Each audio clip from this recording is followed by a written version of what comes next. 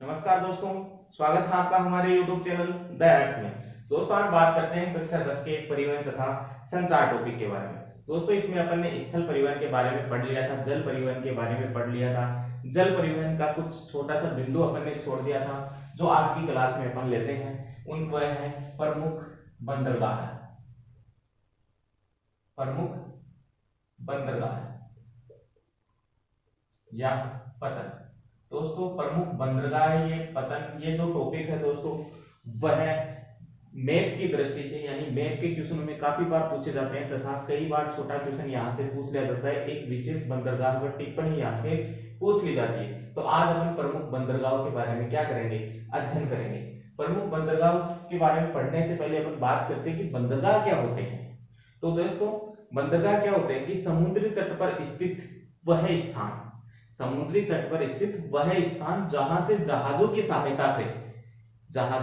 सहायता से माल को एक स्थान से दूसरे स्थान पर, एक स्थान से दूसरे स्थान पर परिवहित किया जाता है या परिवहन किया जाता है उनका, या ट्रांसफर उनका किया जाता है। वह स्थान क्या कहलाता है, बंदरगाह कहलाता है। यानी समुद्र के तट पर स्थित वह स्थान जहां से जहाजों की सहायता से माल को एक स्थान से दूसरे स्थान पर लाया व ले जाया जाता है, बंदरगाह कहलाते हैं। अब बात करते हैं भारत के बंदरगाहों की।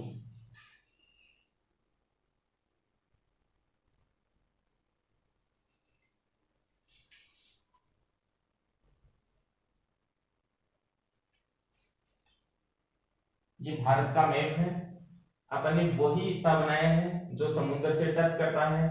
भारत ये है अरब सागर का हिस्सा,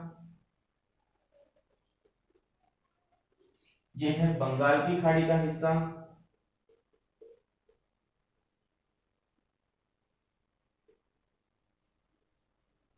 और ये है हिंद महासागर।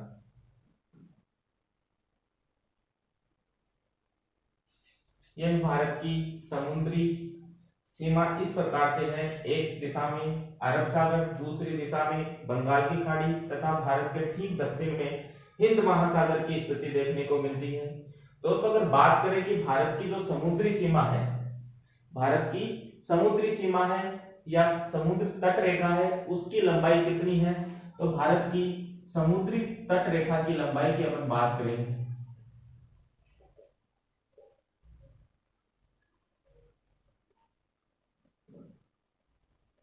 समुद्री तट रेखा की लंबाई की अगर अपन बात करें तो भारत के समुद्री तट रेखा की लंबाई है 7516.6 किलोमीटर, यानी 7516.6 किलोमीटर है समुद्री तट रेखा की लंबाई है। इस हिस्से की लंबाई है जो समुद्र के टच में होता है। ये जो अपन ने बाउंड्री बनाई है यह है पूरी समुद्री सीमा है भारत की, जिसकी लंबाई है 7516.6 किलोमीटर। दोस्तों अब बात करते हैं कि राज्य भारत के कितने राज्य समुद्री सीमा बनाते हैं, तो भारत के 9 राज्य, कितने राज्य, 9 राज्य समुद्री सीमा बनाते हैं।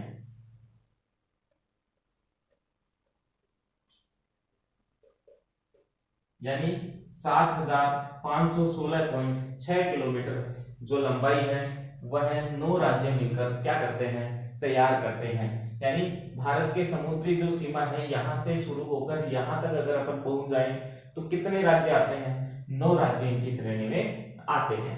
देखते हैं अब 9 कौन कौन से राज्य हैं। यहां से शुरू करते हैं। पहला गुजरात, पहला गुजरात, दूसरा महाराष्ट्र, तीसरा गोवा,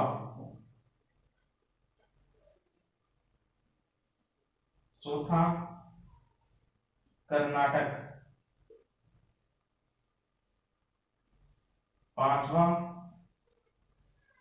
केरल, छठा तमिलनाडु,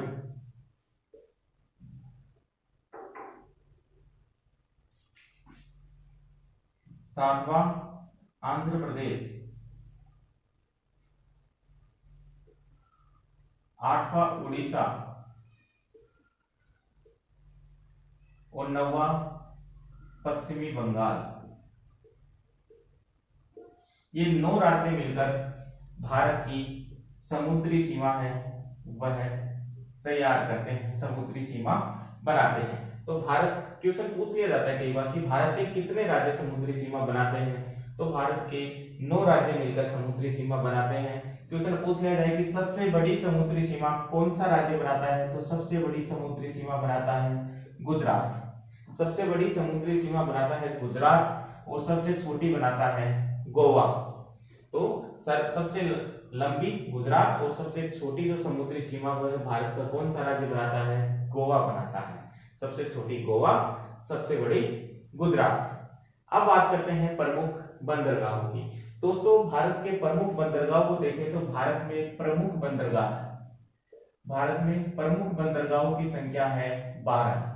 प्रमुख बंदरगाहों की संख्या कितनी है, 12। और छोटे और मध्यम की बात करें तो छोटे और मध्यम लगभग 187 छोटे और मध्यम बंदरगाह भारत में स्थित हैं। तो अपन प्रमुख बंदरगाहों के बारे में आज अध्ययन करते हैं।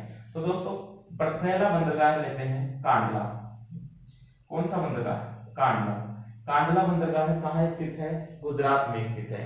दोस्तों कांडला बंदरगाह है वह जवारीय श्रेणी का बंदरगाह है। किस प्रकार का बंदरगाह है, जवारीय श्रेणी का यह बंदरगाह है, जवारीय प्रकार का बंदरगाह है। स्वतंत्रता के बाद की अगर बात करें तो स्वतंत्रता के बाद जो पहला विकसित जो पतन है वह कौन सा है, कांडला पतन है या कांडला बंदरगाह है। कि स्वतंत्रता के बाद में जो सबसे जो विकसित जो बंदरगाह के रूप में उभरा वह कौन सा बंदरगाह है, कांडला बंदरगाह है। दोस्तों भारत के विभाजन के बाद कराची, पहले जो बंदरगाह था वह भारत में जो बंदरगाह था विभाजन से पहले, तो कराची बंदरगाह से बड़ी मात्रा में व्यापार है वह किया जाता था। कौन से बंदरगाह से किया जाता था, कराची। लेकिन विभाजन के बाद कराची बंदरगाह की कमी को दूर करने के लिए किस बंदरगाह का क्या किया गया, निर्माण किया गया। कौन से बंदरगाह का, कांडला बंदरगाह का। तो कई बार क्वेश्चन पूछ लिया जाता है कि कराची बंदरगाह की कमी को दूर करने के लिए किस बंदरगाह का निर्माण भारत में किया गया, तो कांडला बंदरगाह का निर्माण किया गया जो ज्वारीय प्रकार का क्या है, बंदरगाह है। दोस्तों अगर बात कर ले कि राजस्थान का सबसे नजदीकी बंदरगाह कौन सा है, तो राजस्थान का सबसे नजदीकी बंदरगाह है कांडला बंदरगाह। कौन सा बंदरगाह है, कांडला बंदरगाह है। स्वतंत्रता के बाद या विभाजन के बाद की बात करें तो मुंबई बंदरगाह एकमात्र बंदरगाह बचा था जो महाराष्ट्र में स्थित है। उस मुंबई बंदरगाह के भार को कम करने के लिए कांडला बंदरगाह का क्या किया गया था, निर्माण किया गया था। तो भारत, क्वेश्चन पूछ लिया जाए कि राजस्थान का सबसे नजदीकी बंदरगाह पहला कांडला, दूसरा मुंबई। अब बात करते हैं मुंबई बंदरगाह के बारे में। ये स्थिति है मुंबई बंदरगाह की। मुंबई के जस्ट पास में यहां है जवाहरलाल नेहरू बंदरगाह। 2 बंदरगाह महाराष्ट्र में स्थित हैं, जवाहरलाल नेहरू और मुंबई बंदरगाह। दोस्तों मुंबई भारत का सबसे बड़े बंदरगाहों की श्रेणी में आता है। बृहत्तम बंदरगाह है कौन सा, मुंबई, जो प्राकृतिक खुले विस्तृत व सुचारू पोताश्रय से निर्मित है। प्राकृतिक खुले व सुचारू जो पोताश्रय है उससे यह क्या है, निर्मित है। मुंबई पतन के भार को कम करने के लिए जवाहरलाल नेहरू बंदरगाह का निर्माण किया गया। कौन से बंदरगाह का, जवाहरलाल नेहरू बंदरगाह का निर्माण किया गया मुंबई पतन के भार को कम करने के लिए। यह एक अनुषंगी बंदरगाह के रूप में क्या करता है, कार्य करता है। अब बात करते हैं गोवा में जो बंदरगाह है वह है मार्मागाओ। दोस्तों मार्मागाओ जो बंदरगाह है वह गोवा में स्थित है, जो लौह अयस्क के निर्यात के लिए प्रसिद्ध है। किसके लिए प्रसिद्ध है, लौह अयस्क के निर्यात के लिए प्रसिद्ध है। लगभग 50% लौह अयस्क मार्मागाओ बंदरगाह से विदेशों में निर्यात किया जाता है। कितना, 50% विदेशों में निर्यात किया जाता है। उसके बाद अपन बात करते हैं चौथे बंदरगाह की। कर्नाटक में स्थित है कौन सा? न्यू मंगलोर। कर्नाटक का न्यू मंगलोर। कर्नाटक में स्थित न्यू मंगलोर जो बंदरगाह है उसमें उसकी एक खास बात है कि वह कुद्रेमुख, कर्नाटक की कुद्रेमुख जो खाने हैं, कुद्रेमुख, कुद्रेमुख की जो खाने हैं उन खानों से जो लौह अयस्क निकलता है उसका निर्यात कौन करता है? न्यू मंगलोर बंदरगाह करता है विदेशों में। तो कुद्रेमुख खानों से निकाले जाने वाला जो लौह अयस्क है उसका निर्यात न्यू मंगलोर बंदरगाह से। उसके बाद बात करते हैं अगले बंदरगाह की। केरल में स्थित है कोचीन बंदरगाह। कोचीन बंदरगाह दोस्तों, कोचीन बंदरगाह भारत के प्राकृतिक बंदरगाहों में से एक है। भारत का प्राकृतिक बंदरगाहों की श्रेणी में इसको शामिल किया जाता है। कई बार क्वेश्चन पूछ लिया जाता है कि किन्हीं दो प्राकृतिक बंदरगाहों के नाम लिखो, जवारीय बंदरगाहों के नाम लिखो, तो कोचीन किस प्रकार का बंदरगाह है? प्राकृतिक बंदरगाह है। उसके बाद तमिलनाडु में चलते हैं तो तमिलनाडु में आता है तूतीकोरिन। तूतीकोरिन, तूतीकोरिन दोस्तों, तूतीकोरिन भी एक प्राकृतिक बंदरगाह है। किस प्रकार का बंदरगाह है? प्राकृतिक बंदरगाह है। तूतीकोरिन भी प्राकृतिक बंदरगाह है। इसके बाद तमिलनाडु का दूसरा आता है चेन्नई। तमिलनाडु का दूसरा जो बंदरगाह है वह है चेन्नई। चेन्नई सबसे प्राचीनतम जो बंदरगाह है भारत का वह कौन सा बंदरगाह है? चेन्नई बंदरगाह है। सबसे पुराना जो बंदरगाह है, सबसे प्राचीन बंदरगाहों की श्रेणी में कौन से बंदरगाह को रखा जाता है? चेन्नई बंदरगाह को रखा जाता है। इसके बाद अपन बात करते हैं विशाखापट्टनम की, जो आंध्र प्रदेश में, आंध्र प्रदेश के विशाखापट्टनम की। दोस्तों विशाखापट्टनम है भारत के सर्वश्रेष्ठ बंदरगाहों की श्रेणी में आता है। भारत का सर्वश्रेष्ठ जो बंदरगाह है उसकी श्रेणी में शामिल किया जाता है। किसको? विशाखापट्टनम को। यहां से भी भारी मात्रा में लौह अयस्क का निर्यात है वह विदेशों में किया जाता है। तो सबसे प्राचीन है चेन्नई और सबसे सर्वश्रेष्ठ है विशाखापट्टनम। स्वतंत्रता के बाद सबसे विकसित कौन सा था? कांडला।